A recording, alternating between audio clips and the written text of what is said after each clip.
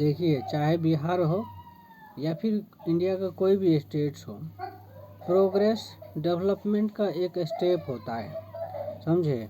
और उस proper steps के थ्रू अगर डेवलपमेंट के काम नहीं करेंगे तो यह हाईली चांस है कि वो जो है सीढ़ी गिर जाएगी या फिर है ना वो सही से नहीं हो पाएगी। यही रीज़न है कि प्रशांत किशोर को इतना बड़ा झटका लगा है। अब देखिए, अब जब हार होती है या फिर 0 सीट आता है तब लोग जो है उल्टा सीधा बोलने लग जाता है। ये लोगों की टेंडेंसी होती है, समझे। तो कोई जो है प्रशांत किशोर को गिरगिट बोलता है, तो कोई कुछ बोलता है, तो कोई कुछ बोलता है। तो देखिए, इस चीज़ को समझिए, चाहे प्रशांत किशोर हो, चाहे एनडीए हो, तो जिसने एक प्रोसेस का स्टेप समझ लिया है, जिसने जो चीज़ पहले करना चाहिए, अगर उस चीज़ को समझ लिया तो समझ लीजिए कि वो जो है ना कहीं बाजी मार लेता है।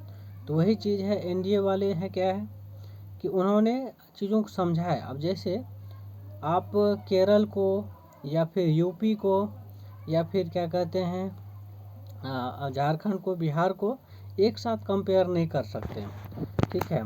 तो पहले देखना पड़ेगा कि फर्स्ट प्रायोरिटी किस चीज़ की देना पड़ेगा। तो उस प्रायोरिटी के बेसिस पर आपको काम करने होंगे। अगर ये नहीं कर पाएंगे तो समझ लीजिए कि आपने जो उस स्टेज की जड़ है, रूट है, उस चीज़ को नहीं पकड़ पाया है। तो प्रशांत किशोर जी के अंदर यही कमी दिख रही है कि उन्होंने जो है क्या कहते हैं बिहार के जो रूट कॉज है उस चीज़ को नहीं पकड़ पाया। और वही वजह है कि जो है पब्लिक जो है अपने वोट से जो है रिप्लाई दिया है, समझे। तो यही चीज़ है। और एनडीए की जीत इसलिए है क्योंकि उसने बहुत पहले से भी काम कर रही है और उन्हें समझ है कि उसमें क्या चीज़ की ज़रूरत है। और उस ज़रूरत को पूरा करने के लिए, ठीक है, देखिए 100% कोई करेक्ट नहीं हो सकता है, कुछ ना कुछ कमी रही जाती है, उसमें कोई शक वाली बात नहीं है। लेकिन चाहे वो एनडीए हो, चाहे जनसुराज हो, चाहे कोई भी हो, ठीक है। तो इस चीज़ को समझना ज़रूरी है कि पहले प्रायोरिटी किस चीज़ को देना है। डेवलपमेंट के फर्स्ट स्टेप, अब मान के चलिए कोई जो है भूखा मर रहा है और उसको इंटरनेट थमाएंगे, उसको मोबाइल टेक्नोलॉजी सिखाएंगे तो नहीं समझ में आएगा ना उसे।